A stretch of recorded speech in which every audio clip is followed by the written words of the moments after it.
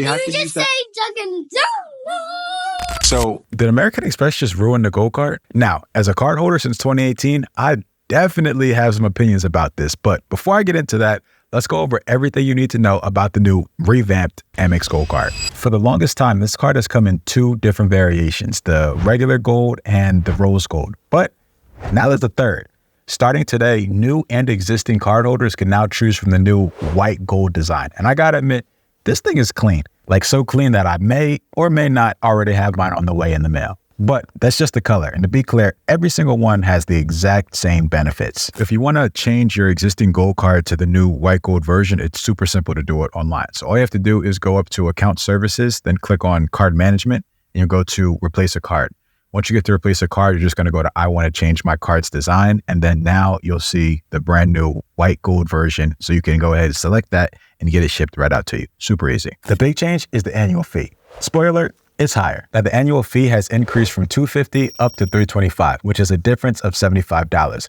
Now with this card, you should be able to get just statement credits alone to cover your annual fee. That's before you factor in points or anything like that. And they did add some new ones in, so let's see if you can still do that. Now, same thing as last year, you get $120 in Uber credits and $120 in dining credits, which is split into $10 each every single month. But there's been a little bit of a shakeup with the dining credits. Milk Bar and my personal favorite, Shake Shack, are out, and the new partners are Grubhub, Goldbelly, Cheesecake Factory, Wine.com, and Five Guys. So can't get too mad. I like Five Guys too. Putting personal preference aside, this is actually a good move because Five Guys is located in 49 different states while Shake Shack is only in like 33. Plus, Five Guys has 4 times the amounts of location, which makes it like way more accessible than Shake Shack ever was. Now, a new benefit is this $100 Resi statement credit, which is split into $50 semi-annually when you dine at Resi restaurants. Now, this is not the first Amex and Resi relationship though, because with the Platinum card, you can actually put that on file with Resi and it'll unlock exclusive seating times at restaurants around the city. So this is actually going to like pair really well with that benefit to give you actually some money off as well.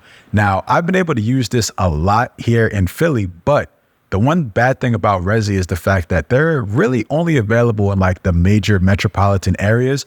So you're not going to be getting like everyday use out of it. But since it's semi-annually, I will say that like if you are doing any type of travel, you only have to use it 2 times in the year to get that full $100 value. So this is pretty decent. Another benefit that they added is $84 annually at Dunkin' Donuts. They have to use that.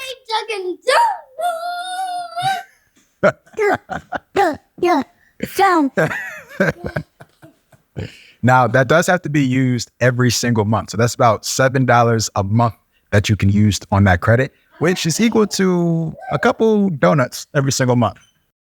So when you add all of them up, that's $424. So you can still cover your annual fee with just the statement credits, but you got to catch every single one. This next change probably won't apply to 95% of the people watching this video, but it's still important to know. So the 4x points that you earn while dining at restaurants is now capped at $50,000 a year, which means that as far as the elevated points accrual, you can do up to 200,000 points on an annual basis now. So what do you think? Is this card still worth all the hype, or is it just a glorified coupon book now? Let me know your thoughts in the comments below. And in the meantime, I owe somebody some Dunkin'. Thank you. Now, one thing I would say is these new credits definitely feel a lot more dependent on like your spending habits and even your location, right? Because if you don't have a Dunkin' Donuts fanatic in your family, it's going to be hard to use that credit. Or if you're in somewhere like Seattle, where Starbucks is the star of the show, right? You may not even be able to use the Dunkin' credit at all just based off of your location. Same thing with Resi. Like if you're outside of a metropolitan area, you may not be able to get as much spend as somebody who lives in the city, even if it is only that semi-annual thing. So I feel like it is now definitely more dependent on your spending habits and where you're located at. Now, when it comes to points, there's still plenty of reasons to have this card in your wallet, especially if you're just now applying. I mean, you get 4x on dining, 4x on groceries, 3x on flights, and 2x on hotels. And not to mention that they just increased the welcome offers. I've seen offers from 75,000 all the way up to 90,000 points when you spend like $6,000 in your first 6 months. I'll make sure I link to that welcome offer in the description. Now, for me, this card is probably going to be one that I still keep, but I am going to act like I'm mad to Amex and go and try to get a retention offer from their customer service. But I want to know what you guys think. If you currently have this card, are you keeping it? Are you canceling it? What are you doing? And if you don't have this card, do you think it's worth adding it to your wallet? Let me know in the comments below.